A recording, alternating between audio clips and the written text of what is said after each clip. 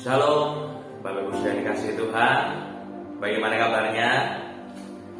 Saya berharap Bapak Saudara dalam kondisi yang sehat dan dalam kondisi yang baik-baik saja.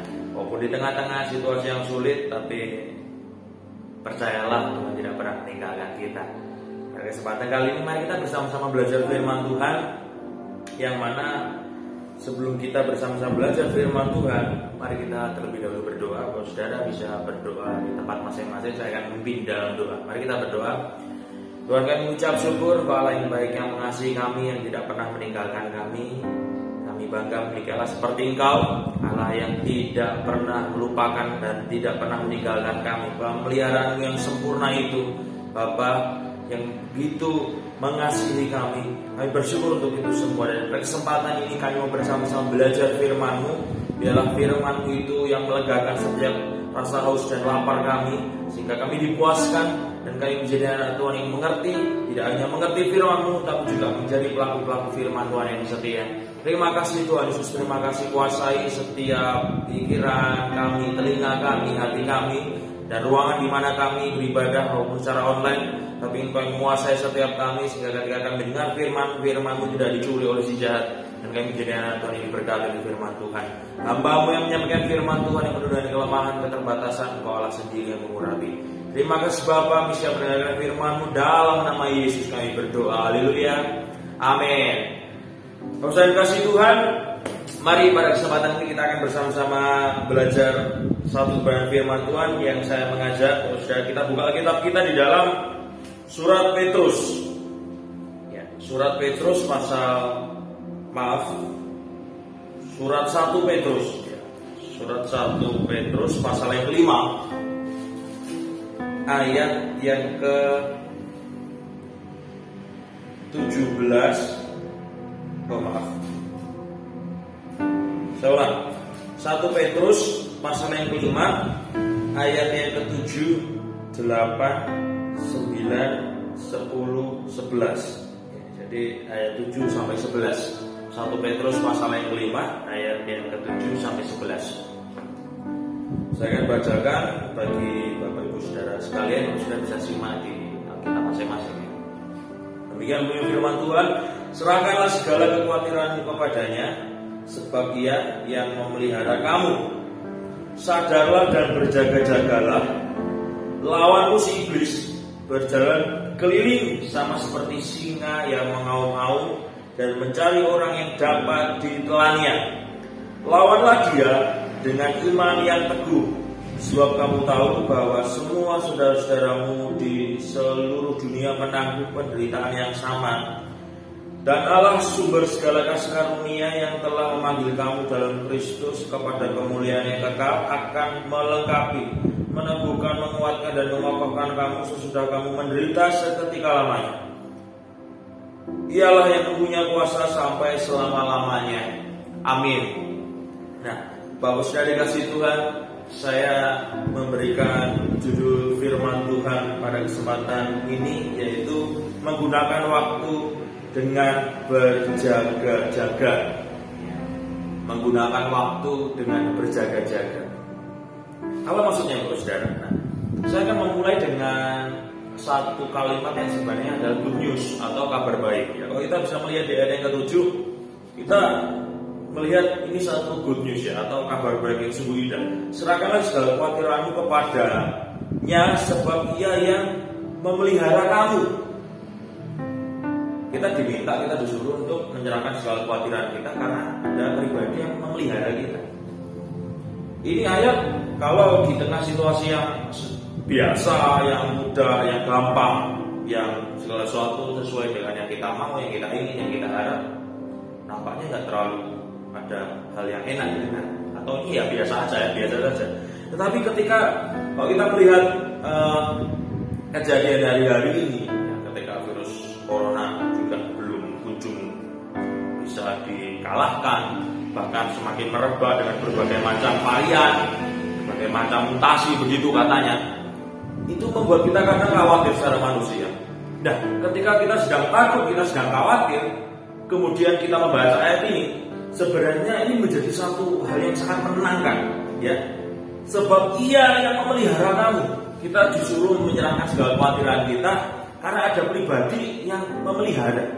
Ada pribadi yang mana bisa mengatasi segala macam problema kita. Sebenarnya itu sudah butuh sekali ya, kita hanya tinggal diminta, disuruh untuk datang kepada Tuhan menyerahkan. Itu pun juga nggak segampang itu ternyata Bapak Saudara ya. Kadang ternyata banyak anak Tuhan yang masih memilih untuk tetap khawatir, tetap takut lah. Toh nyatanya aku menyerahkan kepada Tuhan juga hidupku nggak ada perubahan apa-apa. Nyatanya juga tidak ada uang turun dari langit, padahal situasi pandemi seperti ini, ekonomi sedang lesu, juga tidak. Nah, tetapi anak-anak Tuhan hari ini satu ayat ya yang disampaikan, surat yang disampaikan ini di dalamnya ada kalimat serahkanlah. Jadi menyerahkan itu mungkin jangan dipikir kita itu kok udah menyerahkan langsung solusinya datang. Ya tentu mungkin kalau kita meyakini, kita percaya Tuhan pasti menolong. Tapi seringkali Tuhan ingin ketika kita menyerahkan segala kekhawatiran kita kepada Tuhan, yang Tuhan inginkan adalah supaya hidup kita menjadi tenang terlebih dahulu, tidak panik. Kenapa? Matius mengatakan segala kekhawatiran kita tidak akan menambah satu hasta saja dari hidup kita. So gak ada gunanya kita panik, kita takut, kita khawatir. Kalau ketakutan kita, kekhawatiran kita itu mengubah kehidupan kita menjadi lebih maju, lebih baik. Ya, kalau itu saya akan memilih takut, khawatir, panik terus. Tapi kemudian saya menyadari nggak ada gunanya juga. Apa yang berguna adalah ketika kita serahkan itu kepada Tuhan. Nah, setelah kita menyerahkan itu kepada Tuhan, ada satu hal yang Tuhan ingin kita lakukan. Ya, jadi kekhawatiran, ketakutan kita serahkan sama Tuhan. Karena apa? Karena kita punya tugas yang lain, Bapak Saudara. Nah, ayat berikutnya ini yang kemudian diuraikan menjadi apa yang harus kita lakukan.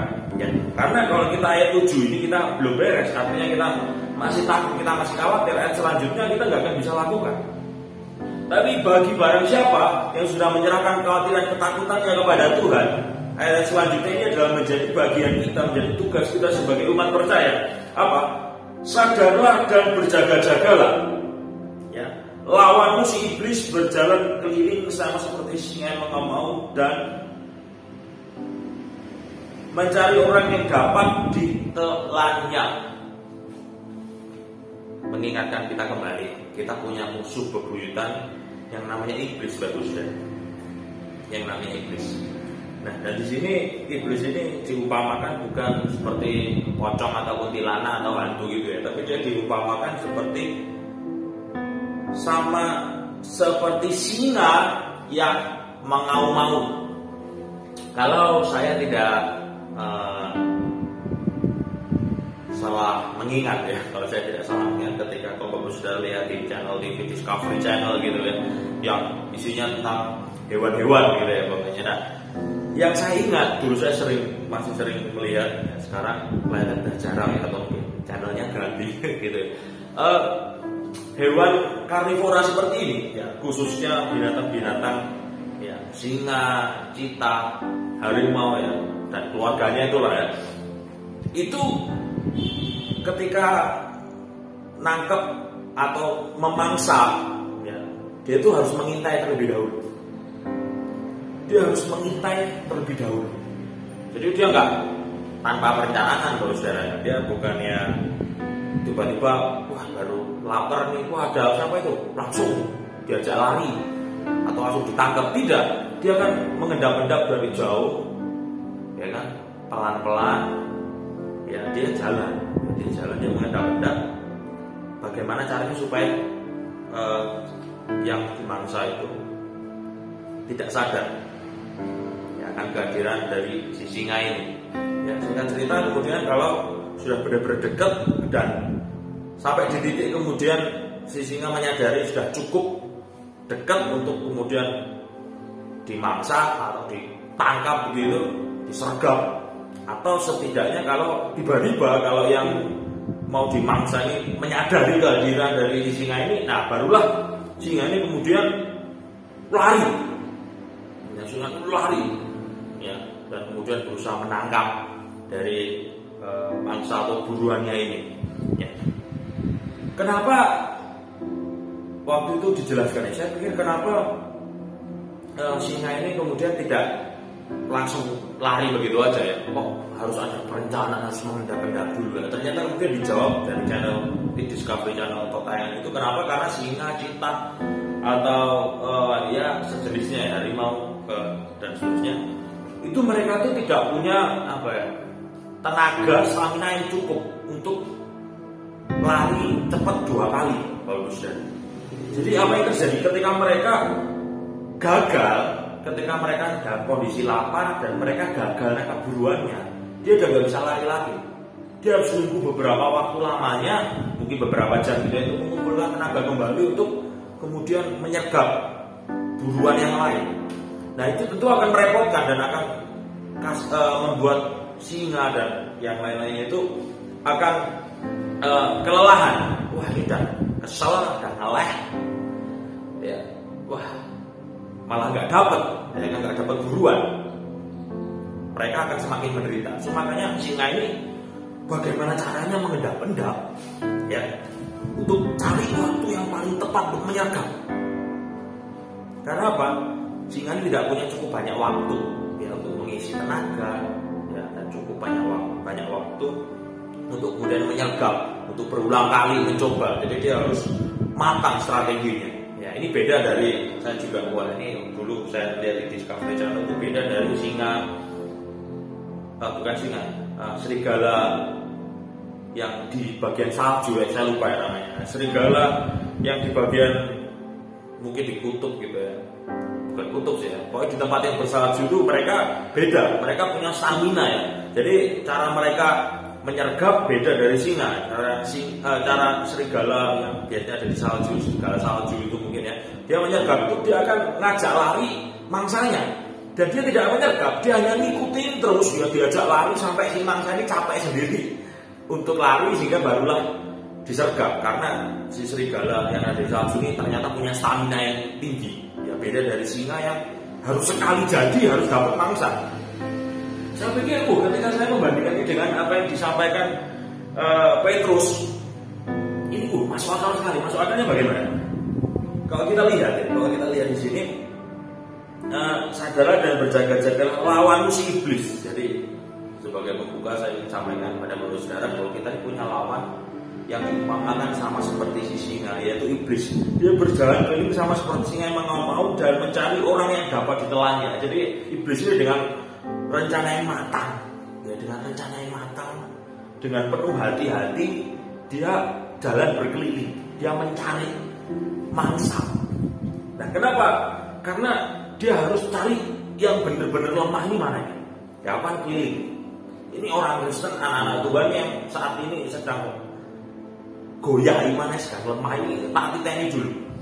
Jadi iblis ini gak asal nabrak bagus dari itu ya, punya pengalaman. Iblis, saya sudah sering sampaikan, iblis ini memang tidak maha tahu, tapi iblis ini tahu banyak. Artinya iblis ini punya pengalaman yang luar biasa dalam medan pertempuran, mungkin begitu. Dia tidak asal, dia dengan perkiraan yang matang, dia dalam tanda kutip miteni anak-anak Tuhan ini mana yang sedang lemah imannya, nanti aku akan sergap. Kenapa? Ternyata iblis juga sudah tidak punya banyak waktu. Iblis sendiri sudah sangat-sangat tahu bahwa waktunya ini sudah mepet. Dia sendiri juga mungkin tidak, kalau saya asumsikan sendiri, saya tafsir sendiri, dia tidak punya cukup banyak waktu dan ruang untuk menghancurkan semua anak Tuhan. Jadi dia sebisanya akan, siapa yang lemah aku hancurkan aja. Karena kalau aku berusaha menghancurkan semua, nggak cukup waktunya, mungkin begitu. Jadi siapa yang lemah imannya ini, aku akan habisi. Mungkin kira-kira iblis berpikir seperti itu. Saya bukan teman iblis ya, tapi memang kita bisa mempelajari cara kerja iblis bagusnya. Dan akhirnya apa? Banyak anak Tuhan yang tidak kuat imannya, yang hari-hari ini sedang lemah dengan berbagai macam penderitaan, dengan berbagai macam situasi yang Tuhan izinkan terjadi, lemah dan menjadi sasaran aborsi. Nah ini yang saya mau katakan, kita harus berhati-hati. Nah kalau kita harus berhati-hati, apa sih yang harus kita lakukan? Ya, apa yang harus kita lakukan? Saya akan menyampaikan 3 poin. Bagaimana kita menyerang atau mengalahkan iblis, bagaimana caranya kita bisa bertahan melawan serangan iblis yang dia seperti singa ini. Ya, kita langsung saja saudara. Nah, yang pertama apa yang harus kita lakukan? Yang harus kita lakukan adalah sadar. Ya, sadar. Poinnya nggak usah panjang-panjang ya. Poin yang pertama sadar, SADAR. Sadar. Maksudnya sadar itu gimana? Sadar itu gini loh, kalau sederhana. Kalau saya baca dalam terjemahan bahasa Inggris itu artinya awake. Jadi terbangun. Sadar, terbangun. Jadi sadar ini kita benar-benar tahu keadaan sekitar kita gitu. Beda kalau kita tidur ya. Kalau saudara kalau sedang tidur kan nggak mungkin bahwa saudara tahu yang terjadi di sekeliling bahwa saudara apa kan. Logika kayak seperti itu. Ya sama juga kalau kita sadar secara rohani, kita ini mengerti. Ya kita mengerti apa yang kita lakukan, apa yang terjadi di sekitar kita, itu yang dinamakan sadar. Nah, mengapa kemudian Petrus menuliskan seperti itu? Saya sadar dan berjaga-jagalah lawan musuh iblis. Kalimat sadar ini begini. Kita anak-anak Tuhan itu harus menyadari, gitu ya, sadar keadaan sekitar kita. Ya, apa yang terjadi? Banyak anak-anak Tuhan yang kemudian jatuh, banyak kemudian anak-anak Tuhan yang kemudian kalah dari si jahat. Karena apa? Tidak tahu apa yang terjadi, tidak sadar apa yang terjadi, tidak sadar bahwa imannya sedang goyah, bahkan kemudian tidak sadar imannya sudah semakin melemah dan semakin tidak sadar bahwa ternyata kok aku imanku tidak mati tiba-tiba. Tidak sadar. Anak Tuhan, poin pertama harus sadar. Ya, sadar bahwa situasi seperti ini sedang sulit. Ya. Kita di tengah virus Corona COVID-19 yang masih merebak ini, kita tahu bahwa situasi sedang sulit. Itu aja kita sebenarnya sudah tahu, kita sudah dalam kondisi yang sadar. Kemudian kita sadar keadaan sedang tidak menguntungkan, itu kita juga menyadari. Sadar pula bahwa situasi seperti ini, bahwa ternyata iblis bisa pakai keadaan ini untuk menyerang kita. Itu pun adalah sebuah kesadaran loh, saudara. Jadi kalau anak-anak Tuhan tidak mengerti, tidak sadar bahwa keadaan seperti ini bisa adalah momen yang paling tepat iblis menyerang. Nah, anak-anak Tuhan akan merasa enjoynya begini, tidak terjadi apa-apa tuh. Ya, mungkin kadang-kadang seorang hamba Tuhan pernah menyebut, jadi orang yang paling merasa aman, orang yang merasa tidak ada masalah, orang yang paling merasa iblis tidak menyerang atau iblis ini tidak ada atau saya tidak mungkin dikalahkan oleh iblis ini, rata-rata adalah orang yang sedang sehat dan yang kaya. Jadi kesehatan, kekayaan itu seringkali membuat anak Tuhan itu ya baik-baik aja, merasanya baik-baik aja. Padahal di dalam dunia roh dia sedang dalam kondisi yang tidak sadar bahwa sedang terjadi pergolakan. Makanya saya juga cukup appreciate ya, saya cukup mengagumi kok seorang hamba Tuhan mengatakan sebenarnya kok ada anak-anak Tuhan yang Tuhan izinkan sedang dalam kondisi yang sakit dan ekonominya sedang melemah. Itu sebenarnya ada satu catatan bahwa dia sedang menyadari sesuatu, bahwa dia harus do something, dia harus melakukan sesuatu. Setidaknya dia sadar. Daripada kalau orang merasa sehat ya dan merasa aku tidak perlu gimana-gimana, ekonomiku baik-baik saja. Orang yang justru yang merasa baik-baik saja ini yang mungkin di secara ya dunia nyata dia will baik-baik saja, tapi di dalam batinnya, rohaninya dia seperti tidak menyadari bahwa dia adalah sasaran emosi jahat. Nah ini bagus saudara, jadi harus berhati-hati. Jadi poin yang pertama saya belum sampaikan bahwa yuk kita sadar, bukan sadar saya bangun kok saya kan nggak ketiduran atau setidaknya saya nggak mendem, saya nggak mabuk gitu. Saya dalam kondisi sadar kok, sadar atau kita menepuk pipi kita, saya sadar, bukan itu Pak Ujang. Tapi mari kita cross check terus, ya. Kita peka, sadar terhadap keadaan dunia ini. Oh, keadaan dunia seperti ini, berarti aku harus melakukan A dan B. Rohani itu gimana ya? Ketika harus ibadah online, ini gimana? Nah, Bapak Saudara, salah satu kekhawatiran saya sebagai hamba Tuhan, ya ini bukan saya berpikir negatif ya, tapi tentu sebagai hamba Tuhan yang Tuhan percayakan juga untuk melayani anak-anak Tuhan di gereja kita, dan kadang-kadang saya berpikir, Tuhan, anak-anak Tuhan yang dalam kondisi ibadah biasa saja di gereja misalnya, kadang-kadang mereka memilih ya, karena tidak ada peraturan yang kalau kita misal nggak serius ibadah ketiduran, kemudian kita dimarahi, Pak Gembala kan juga tidak. Kita hanya ya sadar pada diri kita sendiri lah ya. Itu aja kadang-kadang kita memilih misal tidak fokus, kita masih main HP, kita masih bisa di gereja tidur lah, soalnya suasananya adem, enak, empuk. Enggak empuk juga sih tempat duduknya, tapi tetap bisa ketiduran atau bisa ngobrol sama orang lain, atau kita punya hal-hal yang lain. Itu saja bisa membuat tidak fokus. Dan saya takut, saya khawatir, lainnya atau online ini gimana? Kadang-kadang saya punya pikiran-pikiran yang negatif ya, mau ya bro, saya juga masih manusia biasa. Lainnya anak Tuhan, kalau ibadah online seperti ini, ya apalagi misal di-share di YouTube ini, serius enggak ini? Jangan-jangan bisa ibadah ya, mungkin ya sambil tiduran. Ya, saya pikir bisa masuk dari firman Tuhan. Kadang saya sampai di titik yang benar-benar berpikir negatif loh bos. Ya. Nah ini kadang-kadang, maaf ya, kadang-kadang ini memang saya sebagai manusia loh, tolong ampuni saya. Saya berpikir sampai ini yang yakin ini jelas, yang laporan-laporan ini beneran ini. Takut saya tuh jangan-jangan pokoknya ya bener-bener asal nanti pokoknya kita nanti rapi ya, kemudian foto ya, yang penting laporan ya kita ada ibadah, tapi sebenarnya ibadah itu gak tahu. Saya Tuhan ini pikirannya jahat banget ini. Di tengah situasi seperti ini seharusnya anak Tuhan kan harusnya semakin sadar bahwa perlu tetap makanan rohani.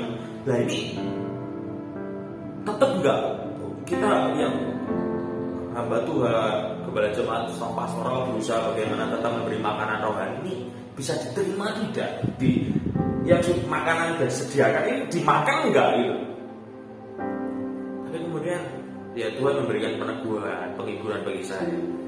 Kita akhirnya saya mengerti bahwa tugas saya hanya melayani, tugas saya hanya memberi makan jemaat, tanda kutip.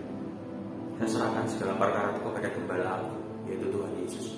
Ya, mau mereka bertindak bagaimana ketika ibadah dan sebagainya, kan Tuhan yang bisa mengawasi begitu. Saya pikir itu ya puji Tuhan ya, saya diingatkan oleh itu. Dan sekaligus saya ya akhirnya harus bisa mengalahkan negatif thinking saya. Oh nggak apa-apa, saya yakin cuma Tuhan juga beri. Bapak saudara, saya kira percaya serius ya, apa ya? Jangan. Saya juga kadang-kadang kalau ibadah online juga tantangannya banyak loh saudara. Wah nggak ada yang mengawasi, nggak ada gembala jemaat ini. Atau kadang-kadang pada dewi kalau tiduran atau kalau makan atau kalau badan habis juga kadang-kadang lihat itu tantangannya. Tapi hal yang pertama saya harus sampaikan, mari kita sadar situasi seperti ini kita harus semakin mengerti bahwa kita semakin butuh makanan rohani. Situasi seperti ini kepekaan rohani kita juga semakin diperlukan saudara. Ya, sadar, awake. Itu poin yang pertama saudara. Poin yang kedua, cepat saja ya, yaitu berjaga-jaga, ya, sadar dan berjaga-jaga. Ya, ini juga sebagai cuplik dari firman Tuhan, judul firman Tuhan ya, mempergunakan waktu untuk berjaga-jaga. Berjaga-jaga itu bagaimana? Bedanya dengan sadar itu apa? Ya, sadar, berjaga-jaga itu bedanya apa? Berjaga-jaga itu saya selalu umpamakan dengan kalau ada orang yang ke siskampling gitu loh saudara, di ronda gitu. Ya jadi di satu lingkungan, satu RT, satu desa mungkin saja masih banyak orang yang sadar di situ, maksudnya masih bangun, tapi mereka masih ada di rumah. Nah kalau orang yang berjaga-jaga ini tingkat kesadarannya semakin tinggi. Jadi dia sama orang-orang beberapa harus kumpul.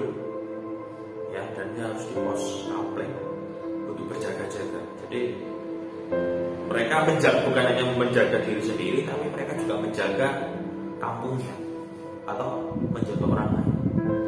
Ini tingkat berjaga-jaga yang lebih tinggi. Ya, tadi kan sadar, kemudian yang kedua ini berjaga-jaga. Ya sehingga seringkali kok di TV itu wah ada orang roda itu keliling bawa senter ya. Biasanya kalau di film-film horor kan bukan ya. Kalau saya lihat gitu kok bawa senter pas kampung keliling kampung. Kenapa saya umpamakan di TV? Karena kok di zaman sekarang saya udah jarang melihat ada orang keliling ya.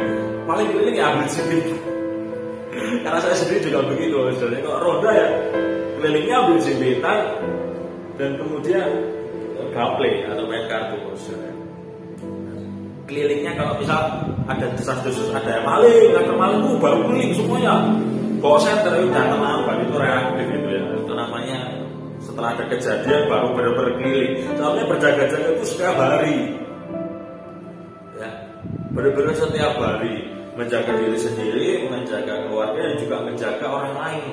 Sama seperti anak-anak Tuhan itu juga seperti itu. Ketika anak-anak sudah sadar apa yang harus dia lakukan, hal-hal yang terjadi di sekitarnya itu apa, sudah mulai naik levelnya, mulai berjaga-jaga, mulai meningkatkan kewaspadaan.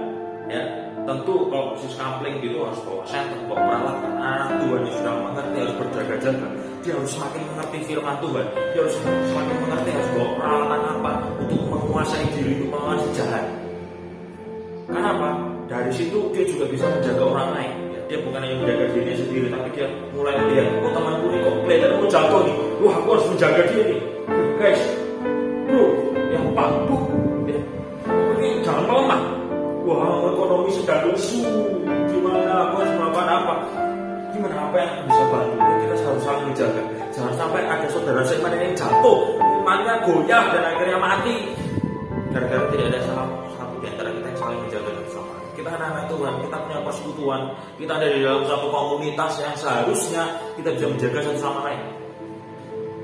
Alangkah celakanya kalau sampai ada mungkin orang yang belum mengenal Tuhan bisa lebih menjaga, lebih mungkin peduli sama saudara atau keluarga kita dibanding kita sendiri yang satu gereja. Itu bahaya.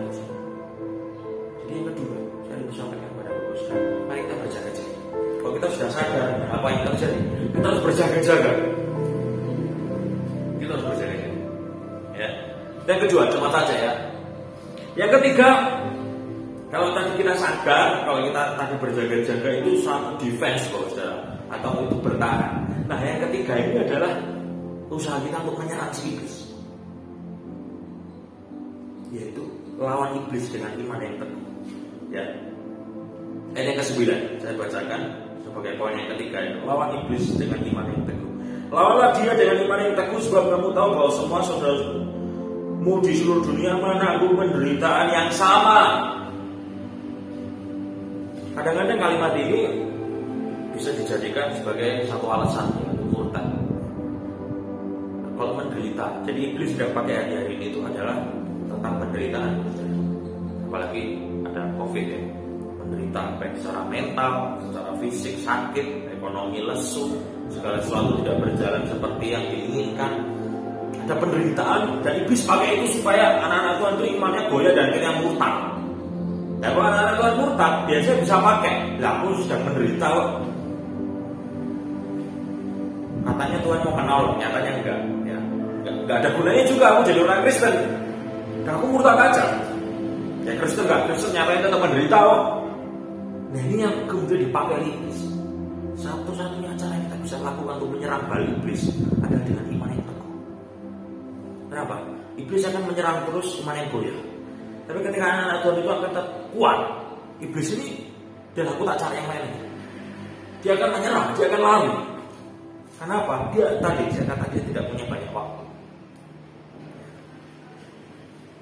Lawan dengan iman yang teguh.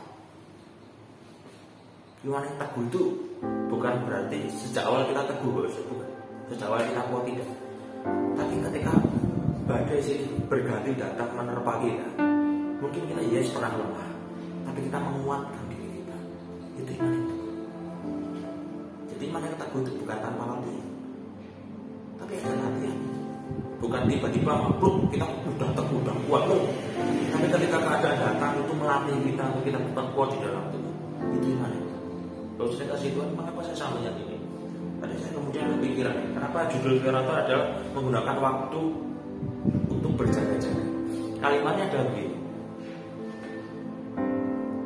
tiba-tiba Tuhan izinkan saya berpikir, kita tuh sama iblis sedang punya waktu yang sama-sama mepet.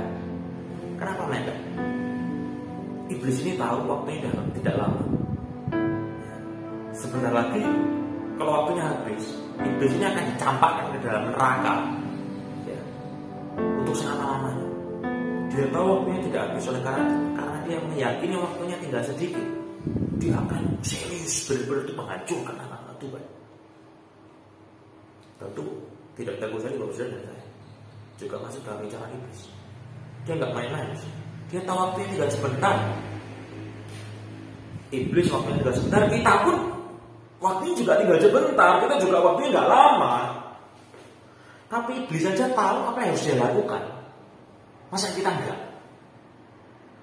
Iblis saja mempergunakan waktu dengan maksimal apa yang dia bisa lakukan menghancurkan anak-anak Tuhan.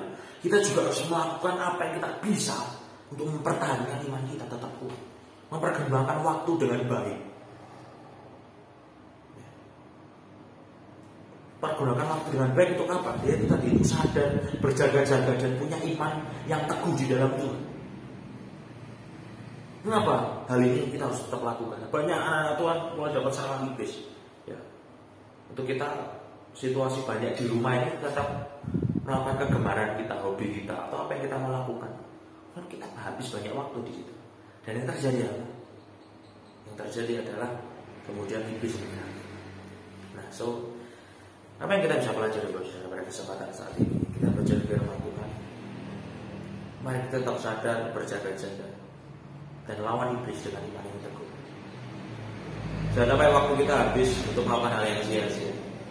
Tapi waktu yang singkat ini di akhir zaman, mari kita tetap melakukan yang terbaik. Untuk kita tetap sadar, untuk berjaga-jaga, untuk melawan iblis, dan kita untuk memiliki iman yang teguh di dalam Tuhan. Walaupun situasi yang terjadi ini adalah situasi yang sulit, tapi bela ini tidak menjauhkan kita dari Tuhan. Nah, kita tetap menyembah Tuhan.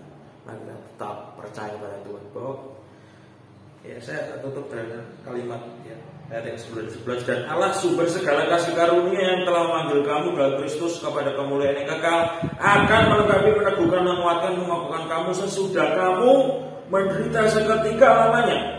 Ialah yang mempunyai kuasa sampai selama-lamanya. Amin. Tuhan akan tahu kita sudah menderita sekian lamanya. Ketika sudah selesai semuanya, Tuhan akan memberikan satu riba kepada kita, akan mengokohkan, menguatkan kita. Kenapa? Karena Dia akan mempunyai segala-galanya, yang berkuasa atas segala-galanya. Tetap andalkan Tuhan, tetap percaya kepada Tuhan, karena Dia yang sumber kekuatan kehidupan kita. Amin.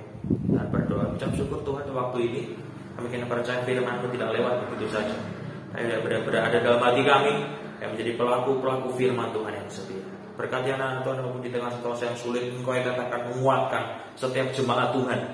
Walaupun mungkin sekitar kami sedang dalam situasi yang lesu, tapi Engkau akan tetap memberkati pekerjaan kami. Engkau akan memberkati kekuatan kesehatan kami ya Bapak. Walaupun mungkin sekitar kami jatuh, sekitar kami mungkin terkena COVID dan sebagainya, tapi Engkau akan tetap melindungi kami. Kami tetap mengandalkan Tuhan, Engkau akan memberkati, menundungi kami. Terima kasih Tuhan Yesus, terima kasih berikan kami kesetiaan supaya kami tidak meninggalkan jam-jam ibadah, tapi semakin giat melakukan yang tidak kedatangan Tuhan. Terima kasih Bapa, di dalam nama Yesus kami berdoa. Haleluya. Amin.